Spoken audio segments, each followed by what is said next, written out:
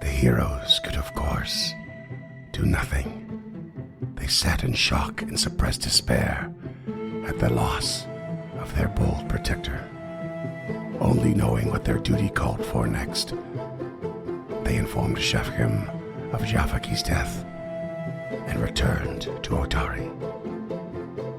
And despite being welcomed as heroes, the praise and thanks of the townspeople felt dull and distant in the wake of such tremendous loss. Kruka received new armor made from the pelts of winter wolves, and Kilino Lathanar, in his way, gave thanks to Tulak. They visited Rin to bring her the sorrowful news and seek guidance from her and the stars, before a courier informed them their delivery at Galentine's had arrived. It's there that Tulak received a return letter from his father, bare of any useful information. And there they also met a new and unexpected ally, Izori of the Pashman Lancier, and Samal's lover, seeking vengeance for his death.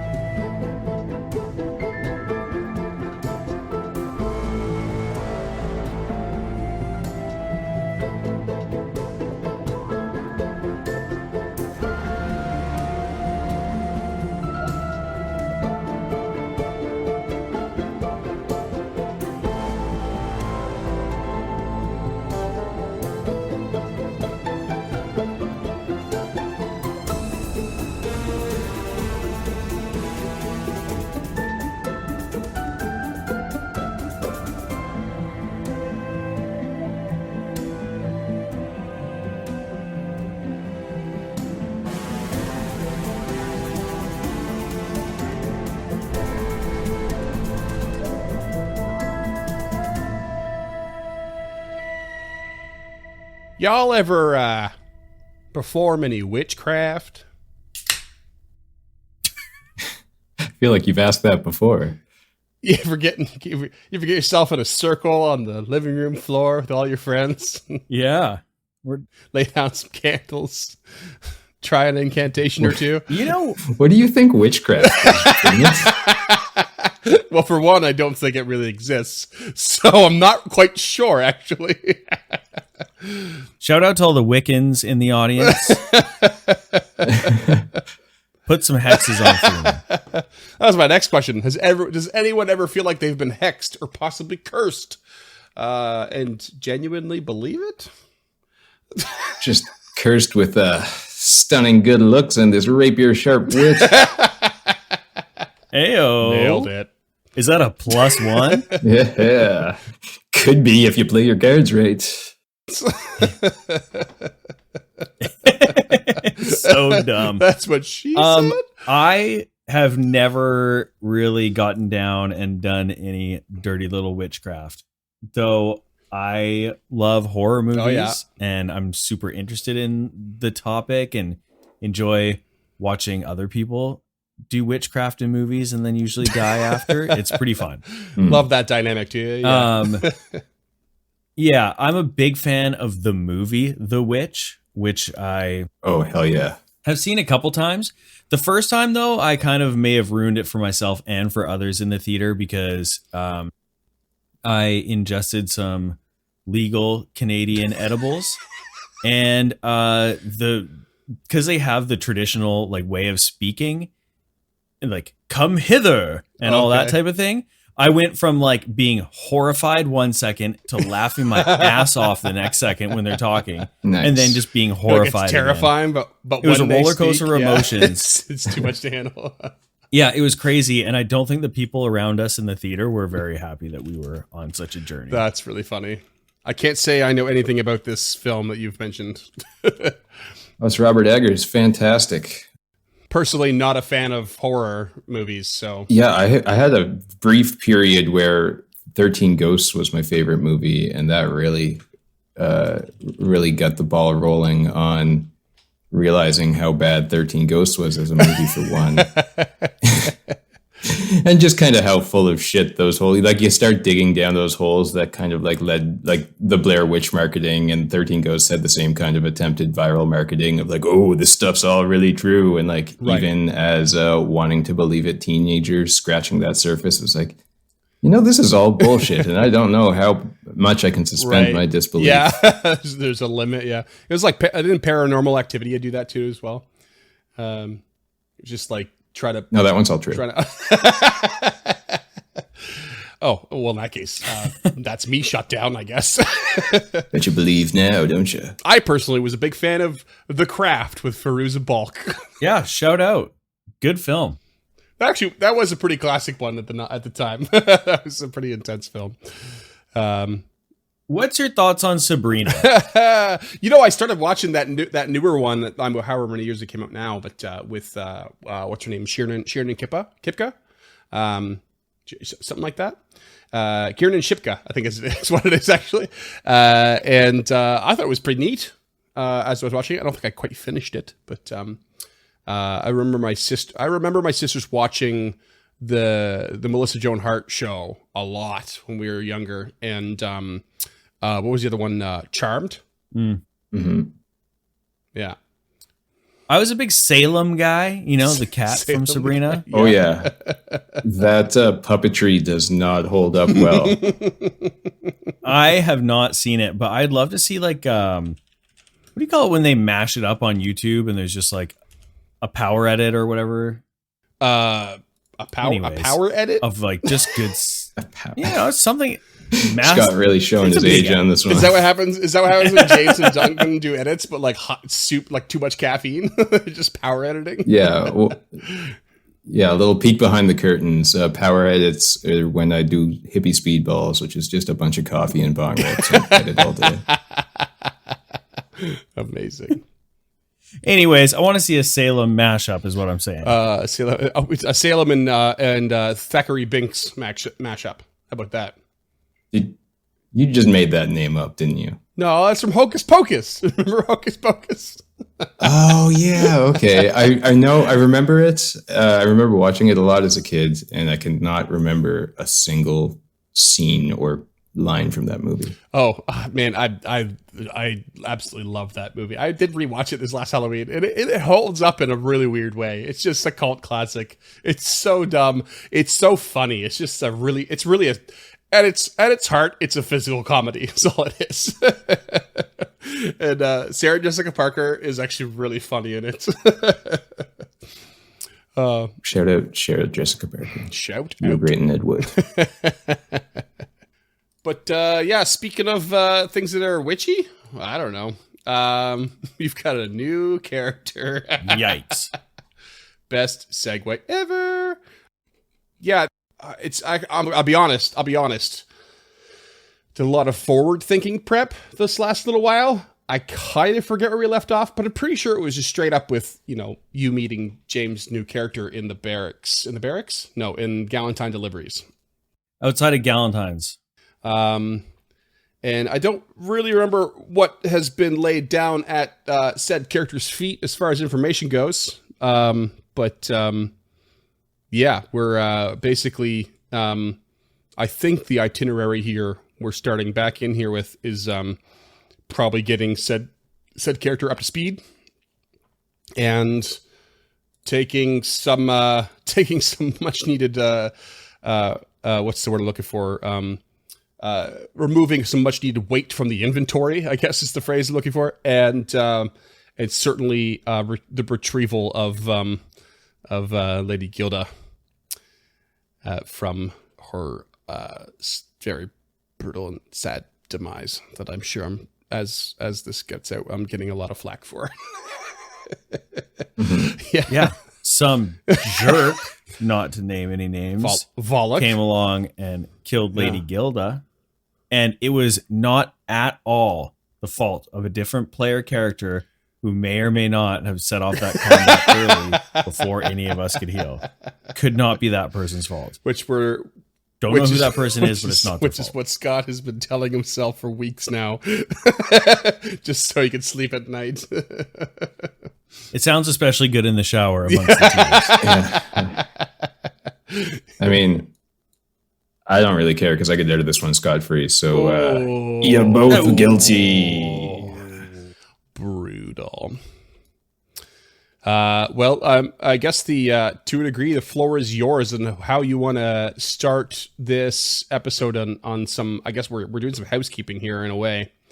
What do you fellas thinking? Well, Krukka does not need 3 sets of leather armor. One of them being Wolfjaw. So, oh yeah, your new Wolfjaw shedding armor. Some layers. So ridiculous. I love it. Yeah.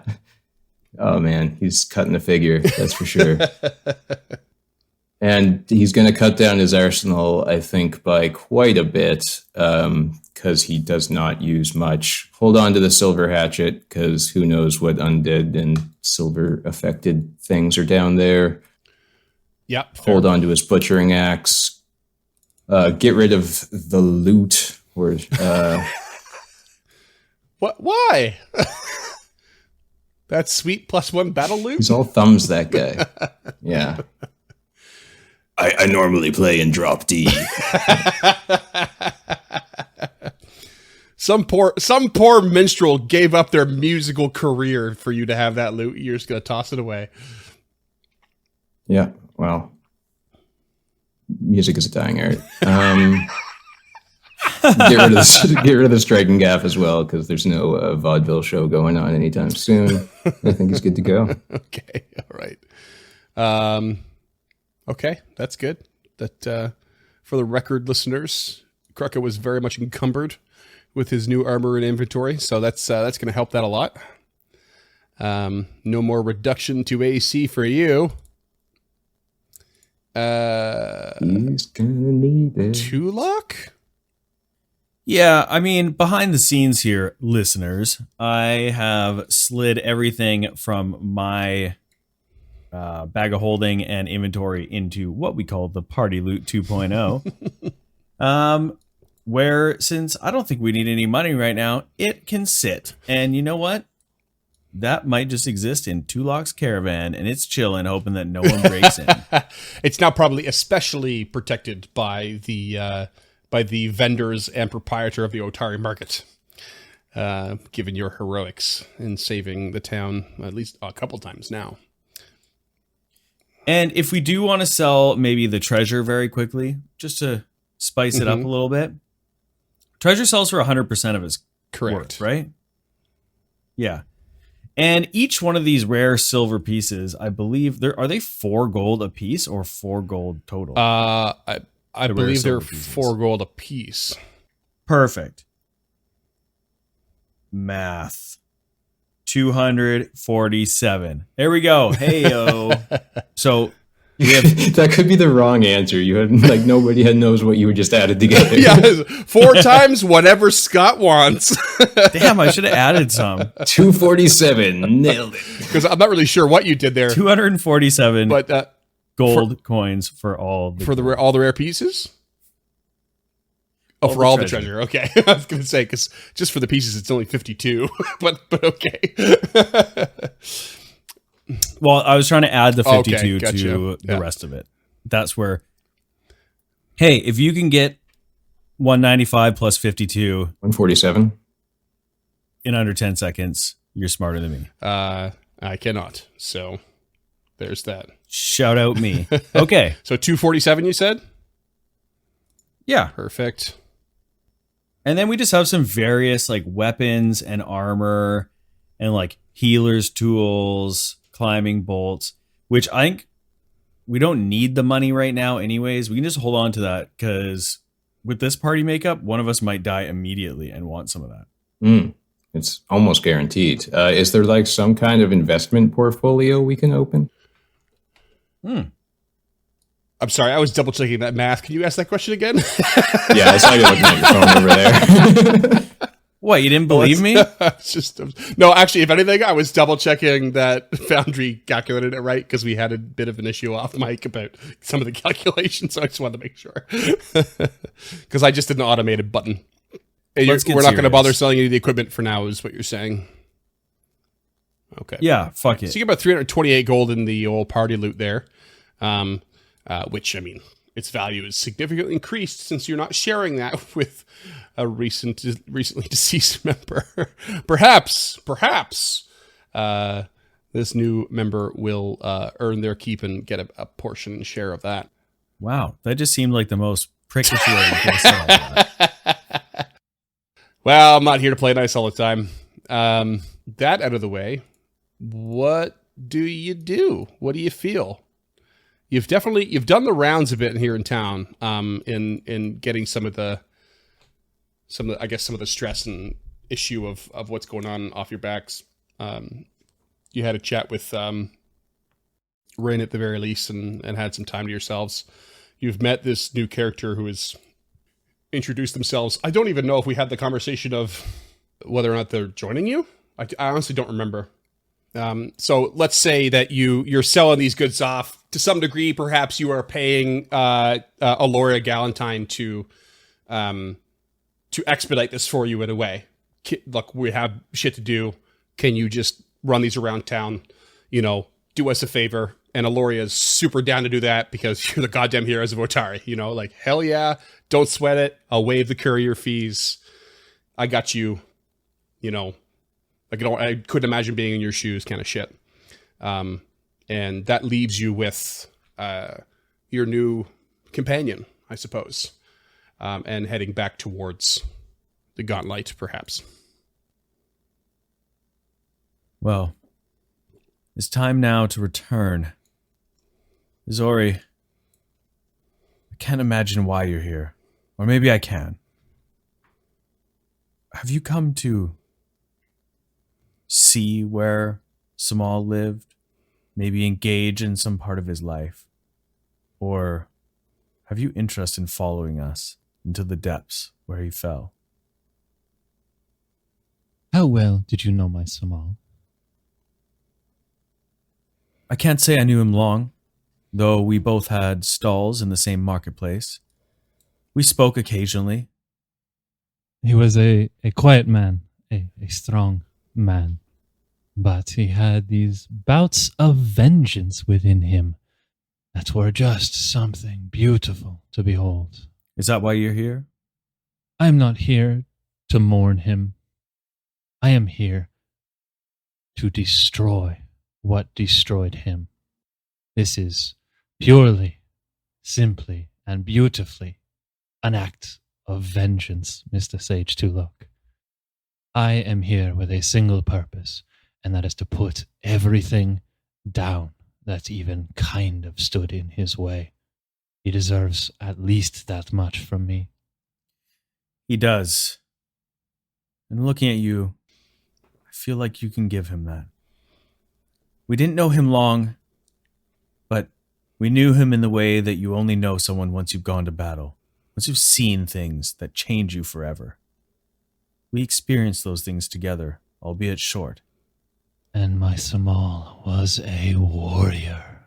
He was. I am glad that you got to see that of him.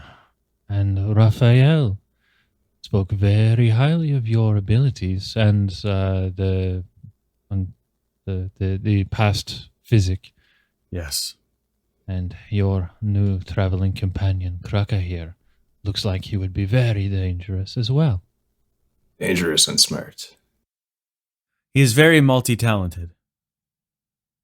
Well, I look forward to see that if you would, of course, take me along with you. Please, of course we will. We need all the help we can get. With Lady Gilda falling, we are desperately outnumbered. I mean, 2 or 3 against however many we have, we're always outnumbered, but every single person we bring down is a help. Did you hear that, my love? We are outnumbered. Our backs are against the walls. Yes, I know. Just like Nex. Just like Cheliax. Just like all the old times. Oh, never mind. Perhaps if I was here, well, you'd still be among us in a more permanent fashion. She like speaks kind of chin up to this guy, eyes closed. Like she's very clearly talking to this guy and Samal at the same time. I have a quick question. Has Izori been to Otari, or have they always met in Absalom?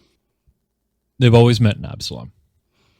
First time here. So, and honestly, she has no interest in Otari. Like it's kind of a port city, but she is here for one sole purpose, and that is vengeance. And she is excited about it.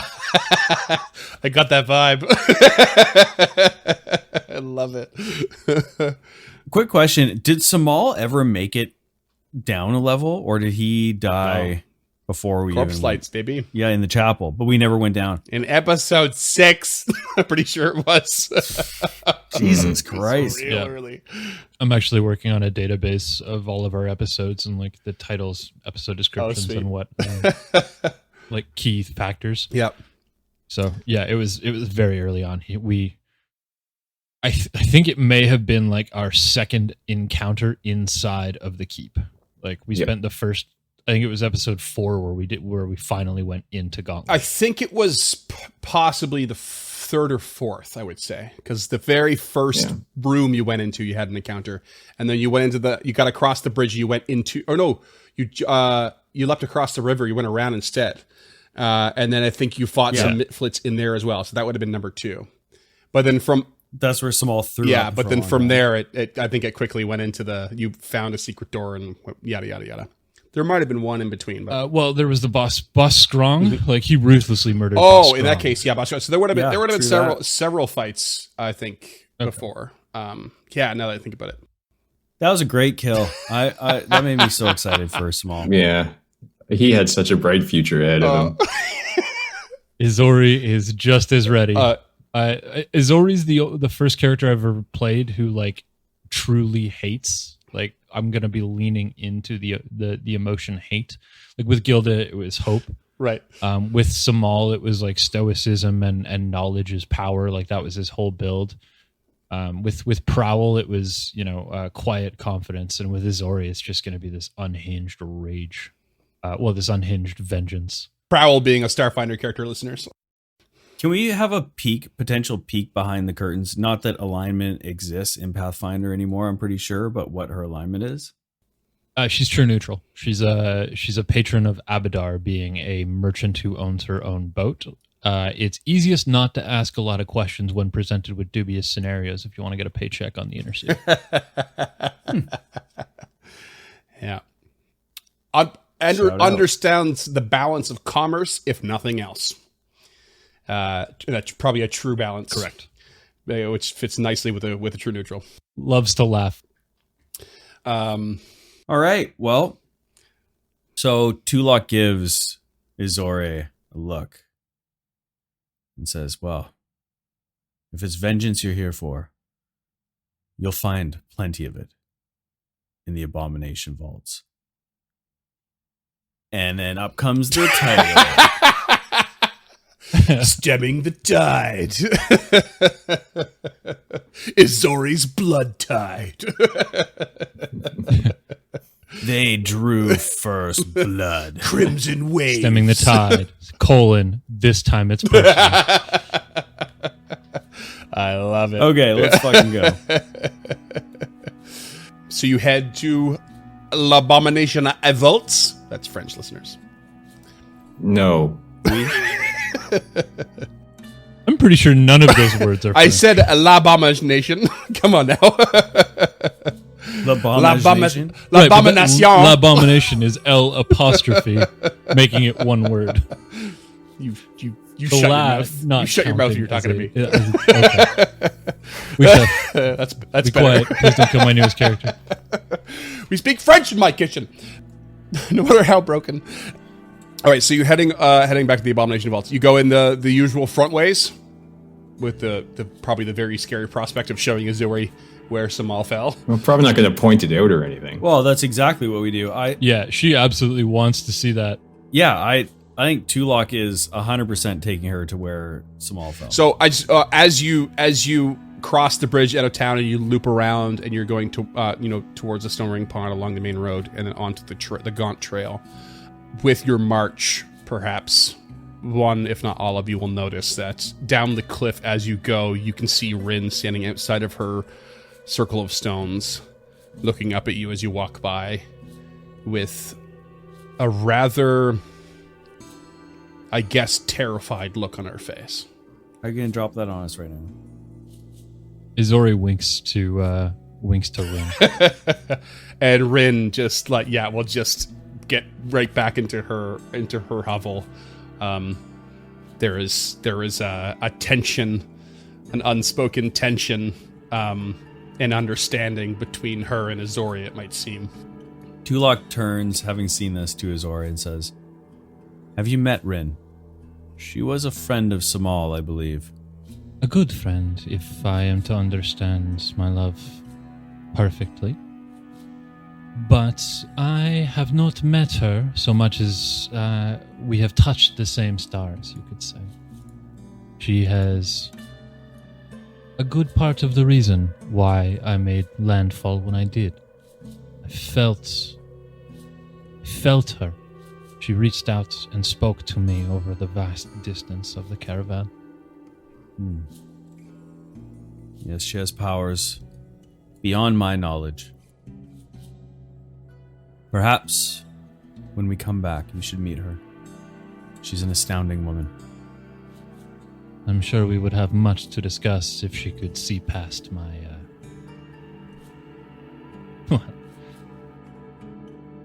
She just kind of trails off.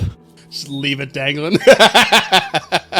Yeah, Tulok kind of cocks an eyebrow, I think. I love it. So, because at this point, Tulok has no idea what the fuck Izori's all about. Like, Yeah, I mean, she's scared. I think she's kind of scary, and she's got a sword, and that's all he really knows. yeah, she's a mature woman. She's dressed like a sailor. You know, she looks like a swashbuckler. Air of confidence, right? Oh yeah, like Just an undeniable air of just not arrogance, confidence, right? yeah. And if you look closely, like you can see that her doublet's been patched like quite a few times. Like, and it's not like, you know, like the elbows have been worn. It's like there's a puncture wound directly below her heart, like that kind of patch. But they're patched really well. Yeah. It's like a high quality shirt or coat, but it's been patched expertly, but it shows every trophy injury possible. Yeah. There's like slashes down her side and stuff. Like it's very clearly been a battle worn coat. I love it. So I see you took some levels in crafting. Or was it lore seamstress? No. My first mate is he's quite skilled with a needle, but above and beyond that, you know, keep the economy running. Why not pay a seamstress if I can afford the pence to darn my jackets? There's no reason I need to take that time myself. So she's a captain of her own ship and has been for like 35 years at this point. So she is very familiar with the power of delegation, and I'm going to try and play into that. As a small business owner, Tulok is impressed and continues. Heck, as a small business owner, Freeman's impressed. What does Tulok sell again? Fortunes. Lies. Snake oil. Fortunes. It kind of lies, because Izori's going to show you up in a way that I don't know if you're ready for. considering genuine prophecy died with Aridin, so it's pretty much lies. Yeah, because it's just BS that like the fortune teller background literally gives you fuck all. Yeah. Lore fortune telling. Well, Right. at the very least, it gives you something you can earn an income on, but we've never really bothered to do that. Anyways, lies. Though I like to think in my mind that he actually does know some shit. Rolling them bones. Smoking them bones. Crazy Bones. Remember Crazy Bones? All right. Well, I brought you to if you happen to want to use this map, I brought you to the Gauntlet Ruins map here. God, this map looks good. Shout out Narky. Yeah, and we actually haven't really visited this map since it got redone again, and it's fucking beautiful. It's so good. Also, we never figured out what was going on with that patch of blood. No, you did not. What patch of blood? in the lighthouse. The one in the lighthouse. Oh, yeah. Probably not important. I mean, we're high enough level that we can probably roll a check on it. True. Fortune-telling lore? Okay. Spirit Automatic critical fail every time. Bookbinding lore. This was a paper cut.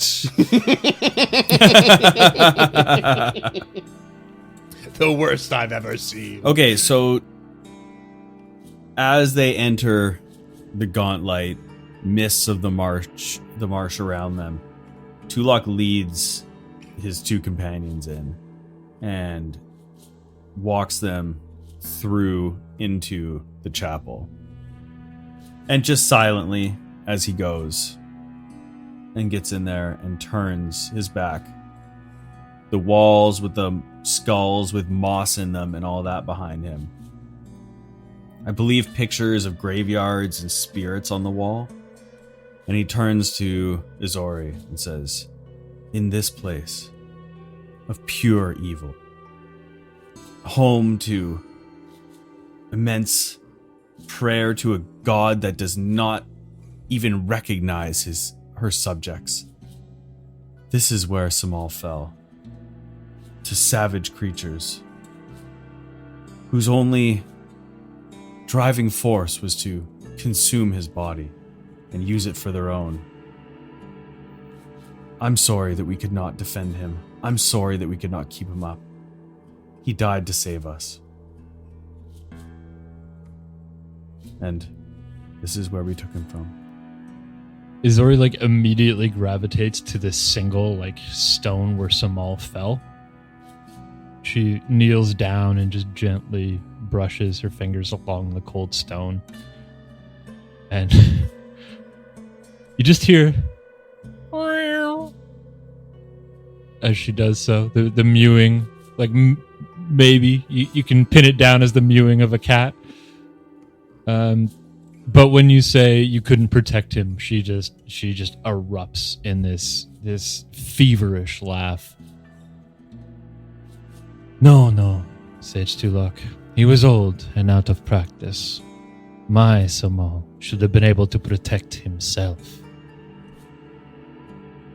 But it is a pity, and I mourn the loss of my love. But Sammy, stop it. She like tugs on her sleeves a little bit.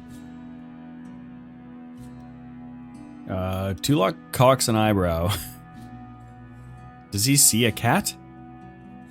No, so behind her gloves are these like nebulous, like they're like empty cuffs and they're kind of nebulous. But her gloves work all the way up to it, so no, he does not see a cat. Okay. He just leaves her to whatever she's doing. Her insanity. Her possible insanity. Yeah, she's definitely not 100% there in the way that most people are, but she's also seen some shit in every aspect of the word that could possibly be understood. So she straightens up, and I think after just seeing it, being here, feeling the last place where he drew breath, she's ready to move on. So Tulok, giving her some time, sees that she's kind of prepared herself. He looks, understands what's going on, takes a deep breath himself because this was a rough time for him too, though he barely knew Samal at the time. Takes a deep breath, turns, and continues out of the room. Kruk is pretty oblivious and is just looking around like it looks a lot bigger on the inside. And even despite that, Tulok being probably maybe the most shook, by the revisit, being this is the first place everything really got down and got real serious, But Kruka and Izori can't help but notice, for all the moisture and moss and mold in this room, there is one patch that is a little more fresh and lively of moss and growth than before. Likely the spot in which Samal's blood was so exuberantly spilt. Is that the right word for that? It sounded right. Exuberantly? No, that's good. Nobody was really celebrating at the time. But Yeah, hey, let's spill some fucking blood, baby. So terrifically spilt. That's expressing joy because it can't be contained. Oh, no. talk about painting the town red. What says filled with or characterized by a lively energy and excitement. That's not necessarily happy. I don't know if that sounds like a corpse right there, so let's get the fuck out of here. Also doesn't sound like the word you would use to explain somebody bleeding to death in a dark church. You sick Well, at fuck. least I could call myself out. But anyways, Kruck is really impressed by that nice, vibrant death moss. Oh, oh. It's at least Duh. exuberantly growing. Only some real suffering can make growth like that happen. That's a good one.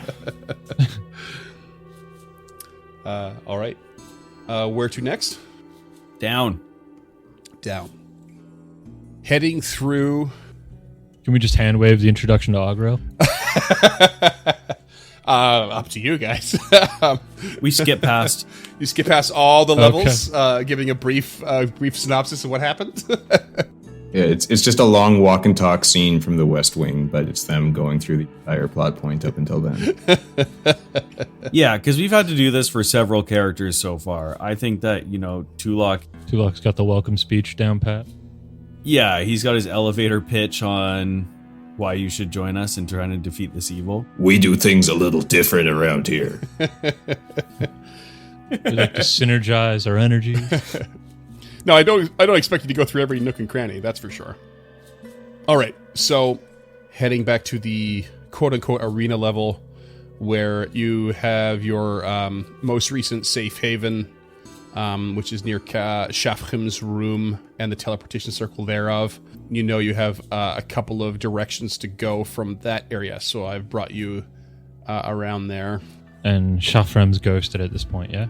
Yes, Shafrim is gone. Has been for a bit now. What did he give you guys? I wasn't paying attention. Guff, more than anything. So he left behind some maps of this floor and the floor below, and what the rooms were effectively originally meant for, which could give you some insight on what to expect ahead. You don't know. Not worth the paper he was made out of. Also left behind an amazing scroll for Tulok, effectively, or Tulok can put to use for Compel True Name.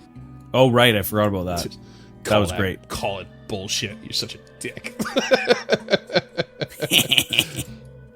You know what, Scott? If you were a witch, I would say your familiar is a dusty caterpillar, and it sits on your upper lip. Well, the rank cologne of envy is strong on you, sir. You're right. My stash game's weak. So weak. All right. Yeah. Tell me what you want to do from this area, this level. Give me your details here, peeps. Well, basically, I think that Tulok is going to continue southwards, go lead them down the stairs into the room where they killed the eyeless creature. Draken. And then they're essentially stealthing into the workshop just to see, avoiding notice and avoiding Volok. Because they don't know if he's there. They don't know what the fuck is going on. Is he back in the machine? Hopefully. Very cautiously heading towards the oh God, I can't. Per usual, I can't think of words. Exuberant. Workshop. I was thinking more like the horrible battleground or some such description. But yeah, towards the laboratory. The bloodbath arena. Izori will avoid notice. I'm avoiding notice. So you come down the stairs into the room where you fought this Draken, the eyeless creature. You loop around towards those double doors that led to that long stretch that led to the laboratory. And as you come around to peek into that hallway where you last saw Volok and you last saw Lady Gilda. It is marred by the magic and destruction and battle that you remember. And there is the lifeless body of Lady Gilda simply lying there. Tulok will enter the hallway, avoiding notice the whole time, and will draw the Staff of Necromancy and continue to Lady Gilda's body. Okay. If nothing has happened at that point, he takes a knee beside Lady Gilda, rests a hand on her shoulder, and says, "Gilda, our protector, our shield, and our fist. I'm so sorry to see you this way. And so sorry that you've gone down in combat and never get to return to your homelands, see your father, show him what you've done. He knows you earned those golden epaulets, but you had so much more to give." And he just casts Gentle Repose. And with a gentle jangle of those epaulets and her armor, a little scrape of the shield as you pulse this magic through her body, the gaunt and even almost bluish hue to her skin goes back to resembling something a little more alive, something a little less distressing. As you almost pull away some of the natural decomposition happening into something more stable. Okay. Let's get down to business. Who's rolling on the Wayfinder? Oh, they're rolling for the for the loot. Here we go. James is not laughing. I'm good. I got a better one. I know you Perks do. of building I a saw level that. 7 character. Krucka, you and me? Yep, let's do it, bud. Bear in mind how many invested items you already have so far. Like you can only hold so many. So I've got a 9. Middling as fuck. less than even. Flat roll there. Fuck you. I mean, it is flat roll there, Dunk. Yeah, I mean, technically, but go fuck yourself. I also get a 9, but with a 1 in front Oh! of Oh! 19. You son of a it. bitch. Suck it, burn. What? I don't know. I just had to get one out there. It's been a while.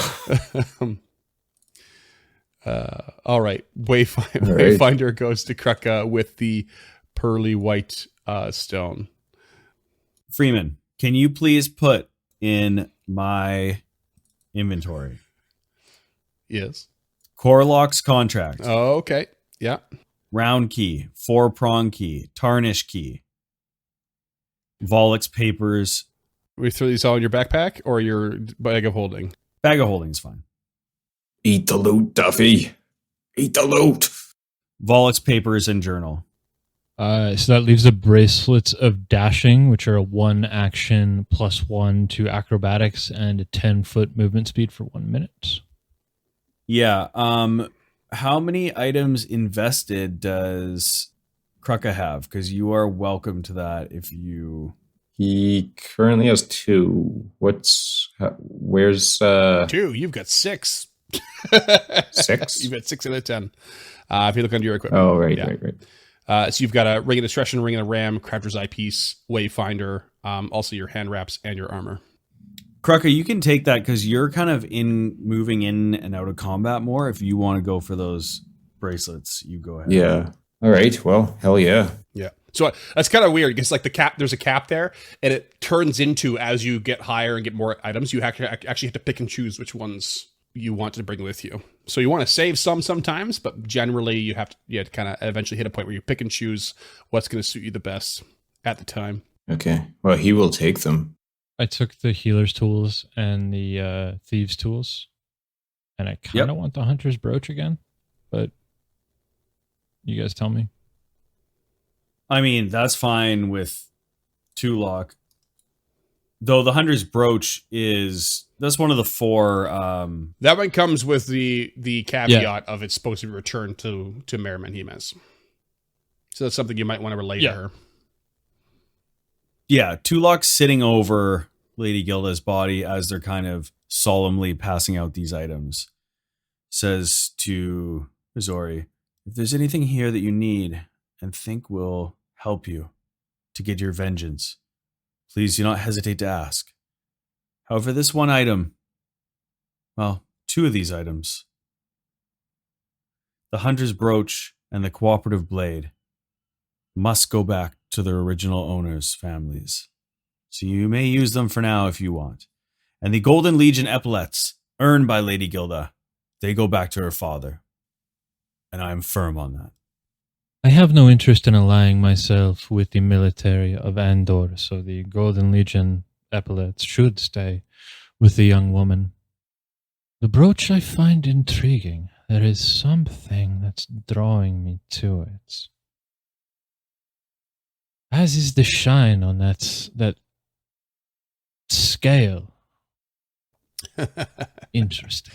You are welcome to both. I would say that, it would probably be pretty clear that Izori would be intimately familiar with the symbol of Erastil, being someone who sails the high seas.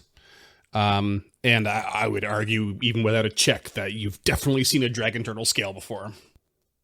Yeah, I was playing under that assumption as well, but she is not a greedy woman, but she wants her keep, and none of this is her keep, so he's kind of leaving this to Tulok. Yeah, he gave you the go-ahead.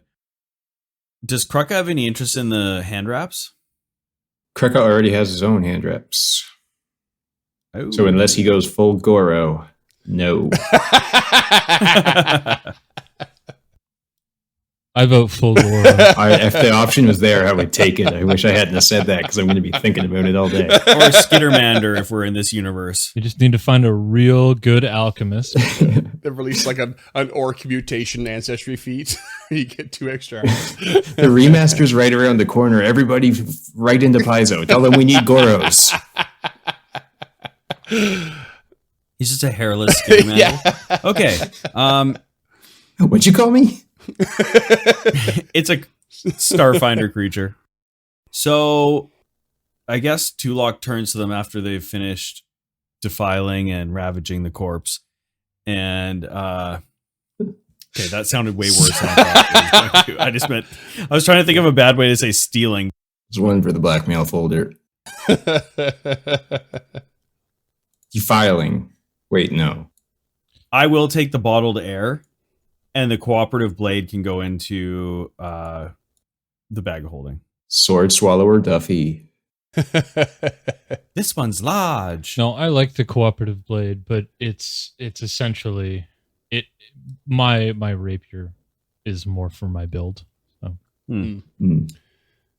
More of a pirate thing, anyways. Yeah, and it has and it does some things. And it does some things.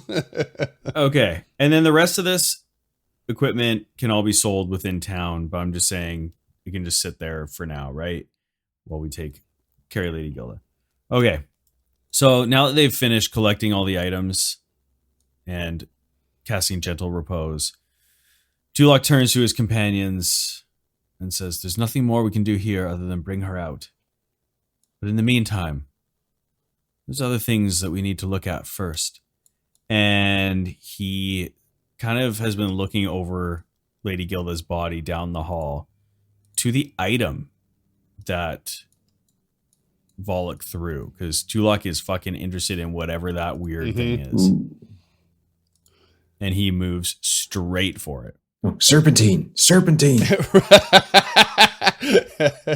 It really threw you for a loop in the middle of that battle in a really weird way. So you have a boo at this item. It is basically a handheld, but like pretty solidly sized, like Magic 8-Ball size, but like it's a polyhedron with 10 facets that are slightly varied in design and color. There was meticulous metal work that form the seams, and they're all inscribed with runes lining each side of each facet. And there's actually, you didn't notice this in the middle of the comic, but there's a very convenient label tag that is affixed to one corner.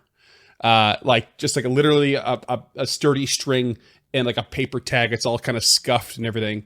And it simply reads Dimensional Incarnate Enclosure. And this... Damn. Yeah. And this is actually a wonderful item provided by one of our patrons, which is Takale. And they actually drew a picture. Oh. That's sick. Oh, that's fucking cool looking. I love the pun. What's the pun?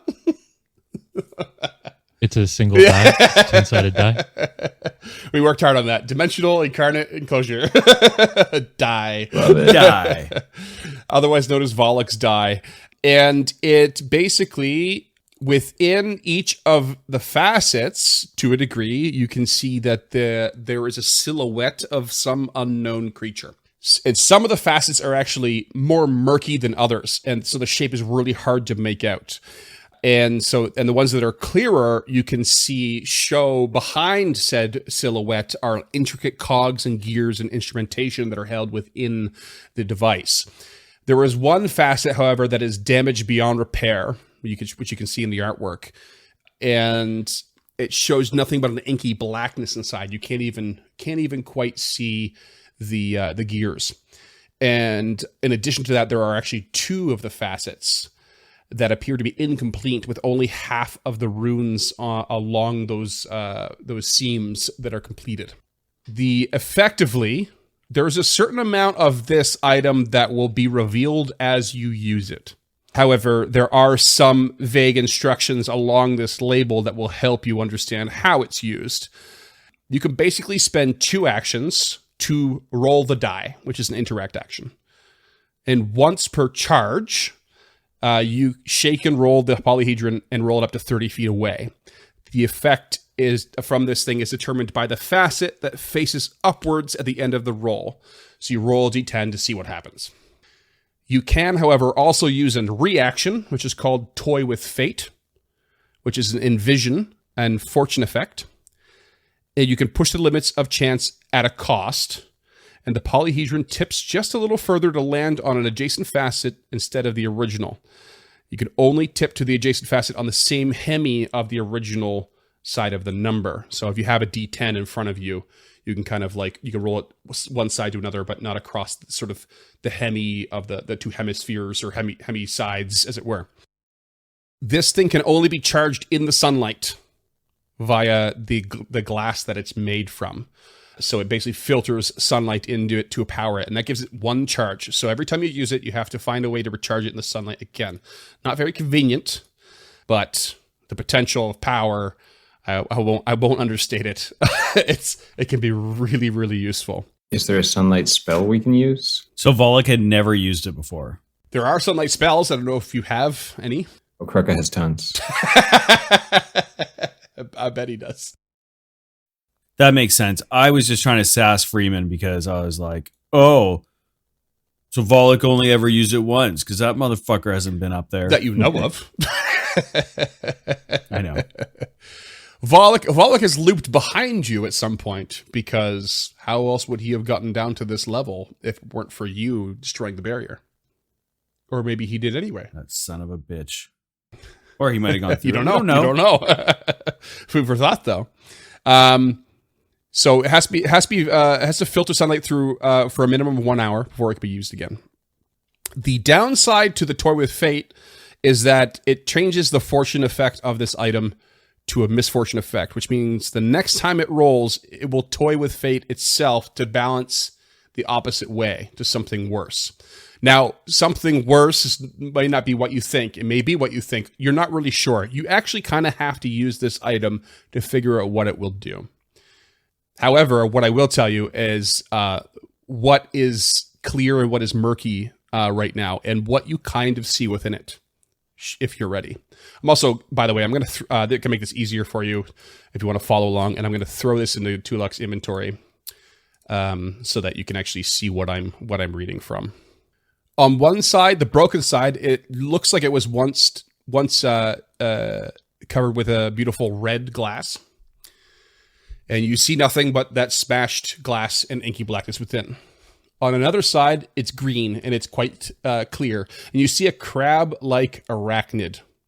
On another side, it is pink and clear, and there is some sort of amorphous blob. On the orange side, there is nothing except for, as you look a little longer, the occasional glimpse of a skull-like shape. There is a black side in which you can see an eerily still tornado with thin arms and clawed hands, which very, very starkly reminds you of exactly the creature that popped out when Volok used it. And then finally, on a blue side, there is a swirling vortex of tendrils ending in 7-fingered needled hands. And then what's on the other 3?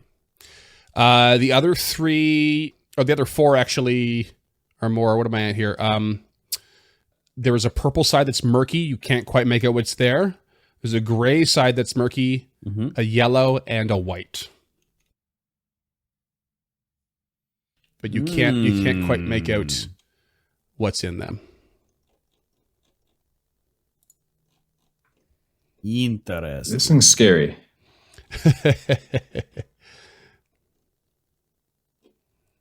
I am here for every bit of it. Oh yeah, I love it. I'm just scared.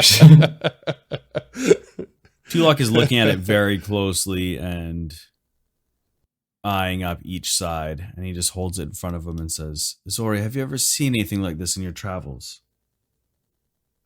What check would you like, Game Master? Best you could do is occult, or I think occult's the main one. I mean, you kind of did you not give us everything, or I was just more RPing? Me too. I don't know if Zori's ever seen it. I want to roll to know if I've ever. Sure. heard of Okay. it then. Yeah. So instead of me making that call, I figured I'd let Freeman make that decision for me. Good call. So Izori rolled 20. Never seen anything like it. Tulok, 26. You're a master in occultism. You've also never seen anything like this. This is an extremely unique item. However, something stands out to you, and it is the incarnate side of these things. That means something to not just you, but to certain spellcasters of a certain knowledge. Incarnate is a trait in mechanical terms applied to very certain spells. And while you don't understand this item and how it functions, you do understand that incarnate spells basically summon in incarnates of creatures, not a proper summon or conjuration spell, so much as like this weird facsimile that brings out a benefit to the caster with little to no control over the incarnate, but it will effectively do something when it arrives and then do something when it departs. Weird. But I'm not going to give you more until you put it to use. No minion trait, it sounds like. Okay. So Tulok, gripping it, just kind of says, I think I'll hold on to this. I'd like to learn more of its power, and slides it into his underneath his cloak. Slides into his jockstrap. Into his cod piece, and then he heads south.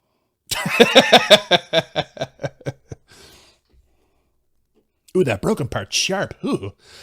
Just for the record, Takale was like, I wonder what James is going to think. I was like, I bet you he's going to think it's awesome. And then James is like, I'm here for this. Yeah, I mean, so I think we talked about it briefly last episode where I revealed that she's a witch. Mhm.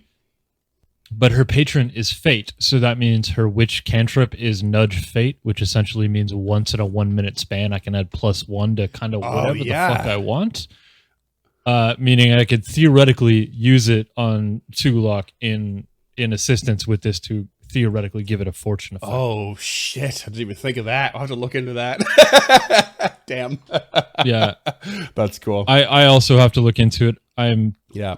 still very new at being a witchy woman. Yeah. But, it's a neat little hex cantrip as my patron being fate. Yeah. Cool. Very cool. All right. Heading into the room. Oh, also, sorry, James, that Tulok didn't offer it to Izori, but that's not happening. Yeah, honestly, you just met this woman, and this is an object of immense power that contributed to the death of your ally. I'm not surprised you didn't offer it to this complete stranger who just claims to have known somebody that you knew, kind of-ish. Exactly. Amazing. To be like if Cam's partner showed up and you were like, "Here's $1 million."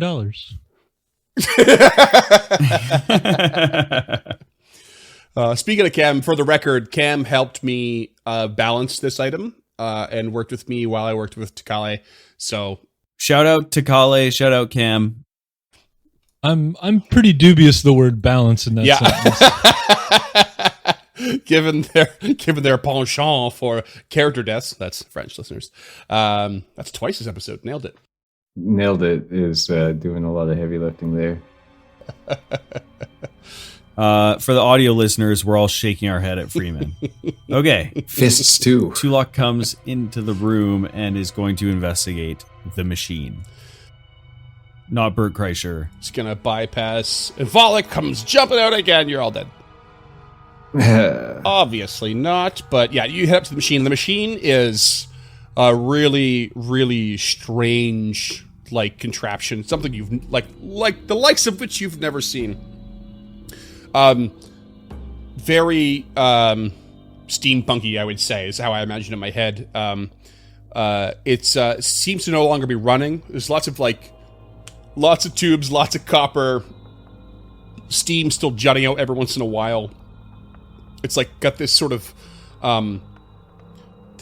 like horizontal cylinder. I think almost like an iron lung. That's how I imagine it, with like this porthole in it that would normally hold like whatever person or thing or creature you are flesh warping within. Bubble Boy. Yeah. One hell of a coffee maker. Has anyone ever played Deponia, the point and click game? No? Okay. Nope. No. So talk about it at length. This will make great. There's this ridiculous machine that's like basically a giant, like, obscure looking pipe organ that turns out to just to be an espresso maker. Anyway, any listeners are familiar with that, they'll get that. It's a good one. But yeah, it's something very alien, for lack of a better word. You can tell right away that this is operating it is beyond your comprehension. But Tulok, you know, I've just rolled a cult for you, and you know that this is it's related to flesh warping. It is occult machinery. It uses necromantic energies. It even has ambient energy that could be affecting the place around it. And you even suspect that ambient energy could be going not just around this room, not just on this level. It could be expanding out towards other levels, affecting things. Probably not for the better. Does it look like something that I could destroy? Yes, I think you can work your way around dismantling it. Not like in its entirety per se, but like you can disconnect certain parts of the machinery to sort of just disrupt its. So you have to understand that flesh warping is a combination of alchemical sciences and magic, and some of it has to remain intact, in a consistent manner and be maintained probably by someone who can maintain both those balance between those two things. So you can disrupt that, and without someone here to keep it running and keep it restored, you can disrupt it permanently. You rolled really high, by the way. Yeah. So I have two questions. Nice. The first is, what color is the energy? James has synesthesia, listeners. Whatever color necromantic is. I always picture necromantic as purple. Yeah, that's fair. Purple I or just green? wanted to make sure it wasn't blue, because there was a part of me that thought maybe this is what was powering the gauntlet. Oh, but if it's, yeah. If you don't know that offhand, it's definitely not that. So we're good. Yeah. My second question is, between Tulok and I and our knowledge of like arcane practices and Kruka's crafting, could we not pretty easily dismantle this whole thing? Like, Do you mean maintain it?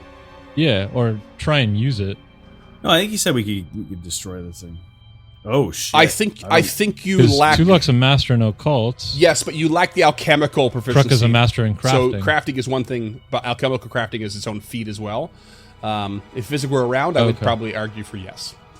But Okay. Kruka's just looking at it like, well, the scrap value of copper these days, we could probably get a pretty penny. yeah. Also tossing in there, given I know Azori wouldn't know this offhand right yet, but the information you did find in the folio in the super secret library did detail Gauntlet and its power as like a legendary level 20 like artifact. So its power is standalone. It does not it would never rely on something like this to be powered. Right. I don't Yeah. mean like rely so much as like a focus. Like this could just be like a Fresnel lens inside of a telescope for all I know. So Big words. So Tulok is gonna look around, look at his companions. He says, "Kruka, perhaps you can find if there's any secret rooms in here, or anything else that doesn't meet our eye." Yeah, Kruka was planning on doing a thorough search, but apparently he's just got to be told what to do. Oh shit! I'm sorry.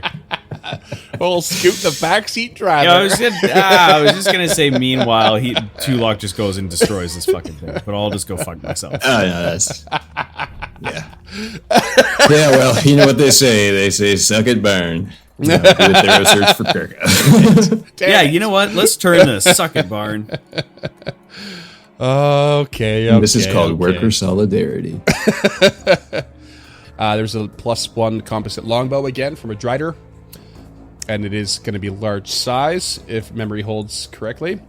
There is a glaive and some arrows.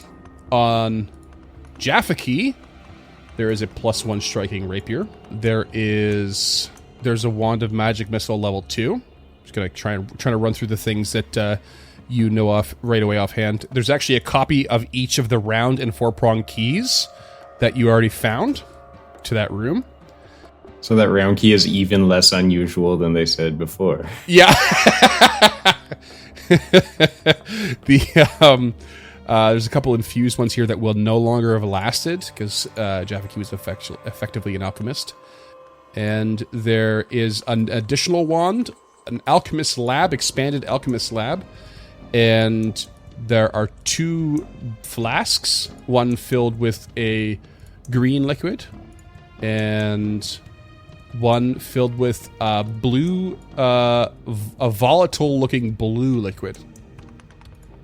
Those alchemical or magical? They are alchemical. Kruka's gonna take a little eyepiece out and squint heavily. Okay. You going for 34 for the first one. okay, green. Yeah. This is a moderate acid flask. Oh shoot, these are infused too. Never mind, they're all moot. You don't get any of Yeah. that. alchemist items. Sorry to waste everyone's time. There's more though. There's more. It's just like, it just fizzles into smoke in his hands. Oh, no. Oh, now that I look at this other wand too, Tulok, if you bring it to Tulok's attention, Tulok will know what it is. It is in fact a wand of gentle repose, level 2. Oh. And on one of the desks in the room, there is let's see here. There's another crafter's eyepiece, which Kruka already has. There's an expanded healer's kit, Another alchemist lab. A superb repair kit.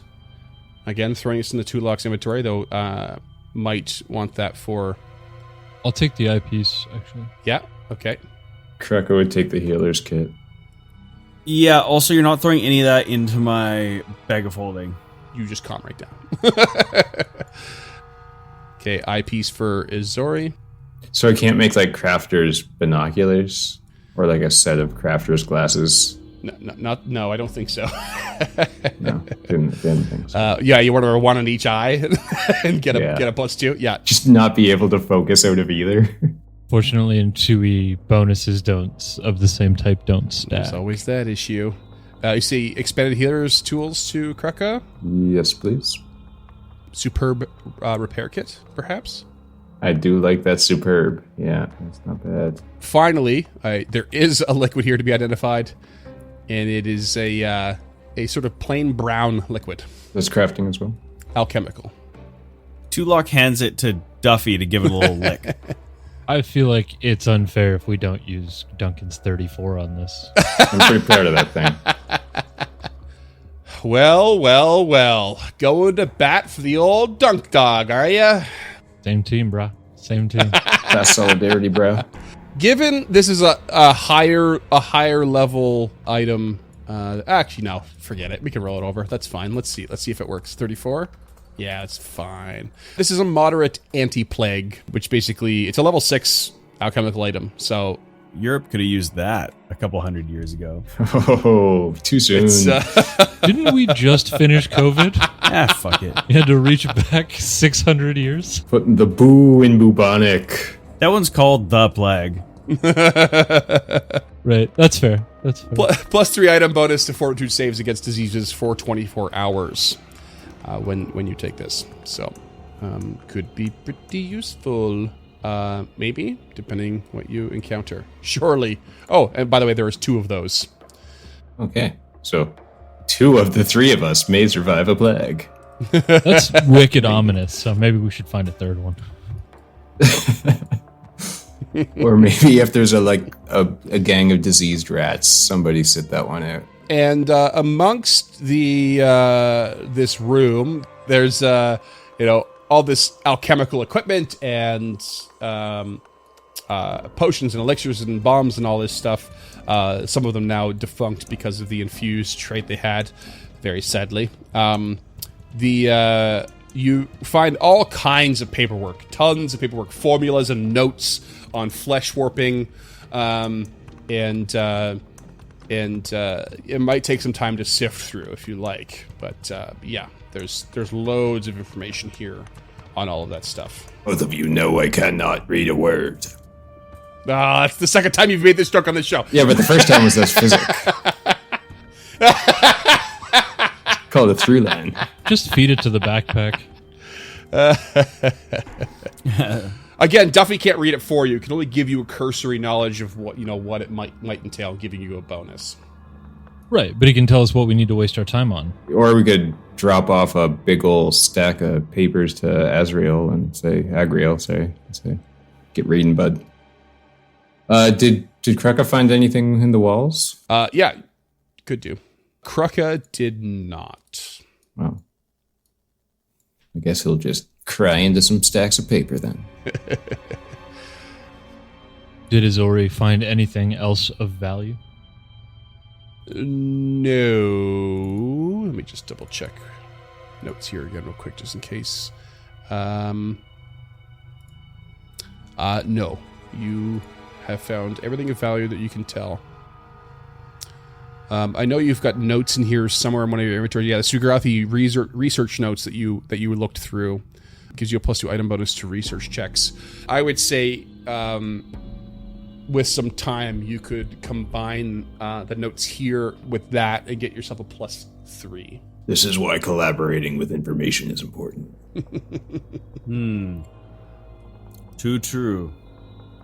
Tulok, as they are doing these searches, will be destroying the machine. Raging against it, one would say. Well, it's funny you say that because one, they canceled the concert, which I had tickets to for 3 years because Zach De La Roca tore his Achilles tendon. And also because Tulok is sad, he's breaking it down slowly and meaningfully. Well, Krucka flies into a rage and rages against that. Roll me an occultism check. I would like to aid. Okay. 18. This would be a good time to bring up something that we've talked about off air before, and some chatter about how aid works and what the DC is supposed to be, rules as written, rules as intended, and stuff like that.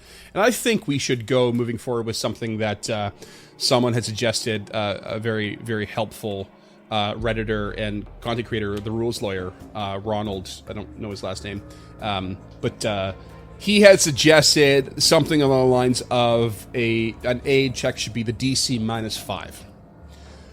That way you are still incentivized to help, but you don't have this flat DC that is really hard at lower levels and impossibly easy at higher levels. So I think I'd be happy to roll that direction. So that being said, with the DC I have here, what did you get for your aid? 18. So that's actually the reason I always just announce my aids instead of never saying I aid, except on a heal check, because I know what the aid DC is on that. Because everything else I know you're going to scale behind the scenes, so that's why I just said 18 instead of I aid. Fair enough. Yeah. So I guess for the listeners, I'm now throwing out there what we're going to do, unless a really good argument comes against it, or a better option comes along. That's what we'll be rolling with going forward.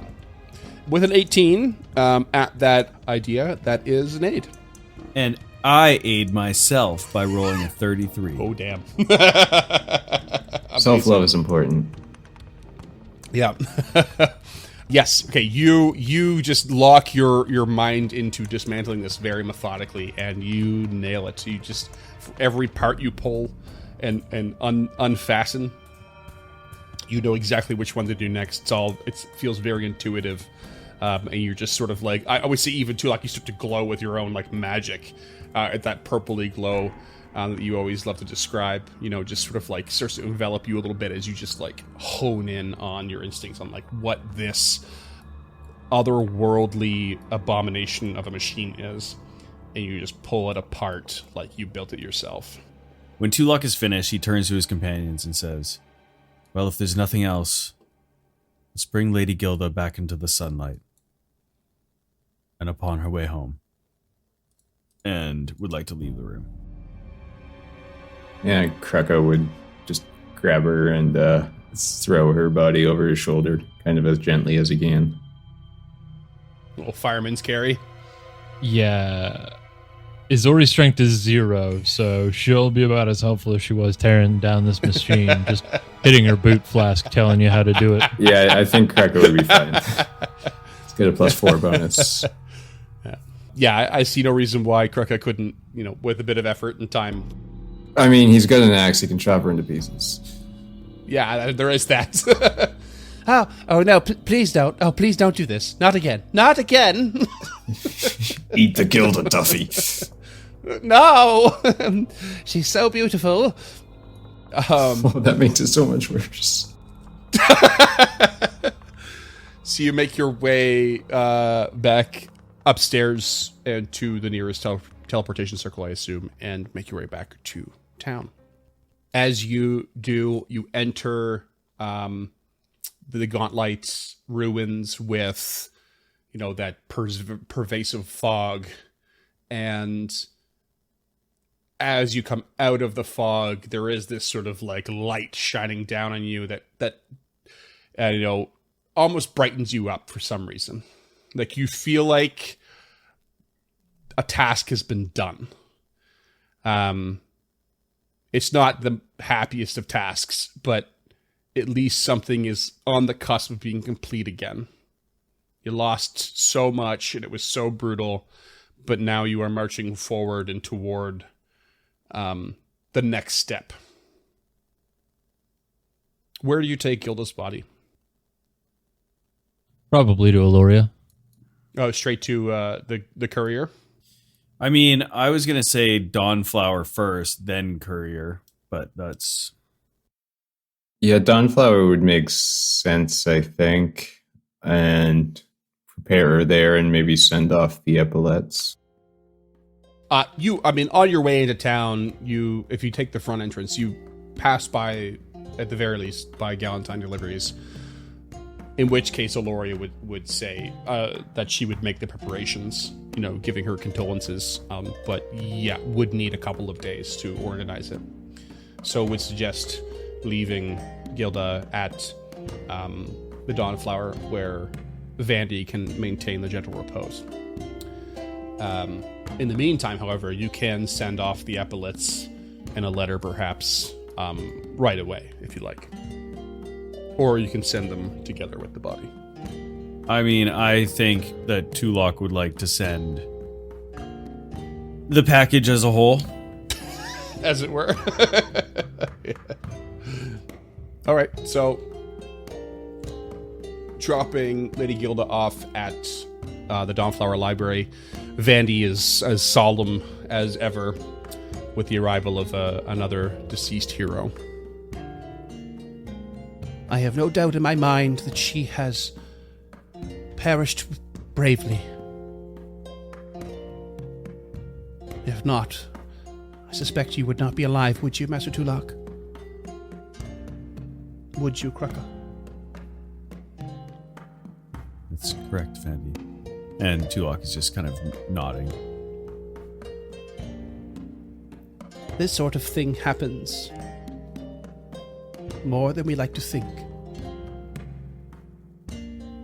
It seldom feels like it's on our doorstep. Though I imagine this one is a little more important than most. Yeah, fuck Physic.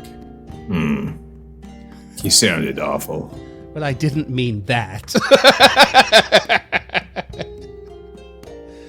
Sorry to kill your moment there. I just had to make a dig. trying to give a nice goodbye. Tulok does turn to Vandy and says, "We've lost so much. It's hard to imagine losing more. But I know that with Lady Gilda here, we lost less than we would have. Starting from that first wave, the night of the full moon, and every horror you could barely even imagine that we've seen in the Abomination Vaults. She has saved us every step of the way. This isn't the first time that she considered giving her life. But this time she did. And I know it was to save us."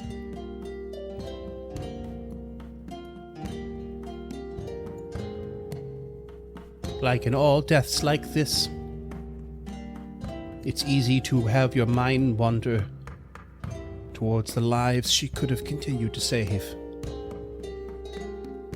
having died so young. But the truth is, we must make the most of the lives she did save. And then she will have died with honor. Dying for a country, a town, and a people that weren't hers, but with the vigilance as if they were.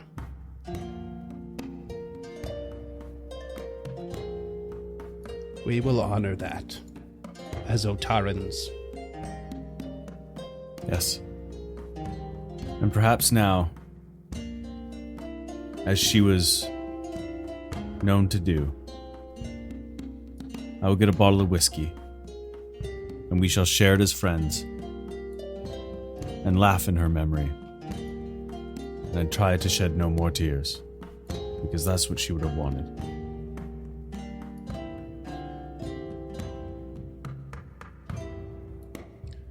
That's what we're going to call it.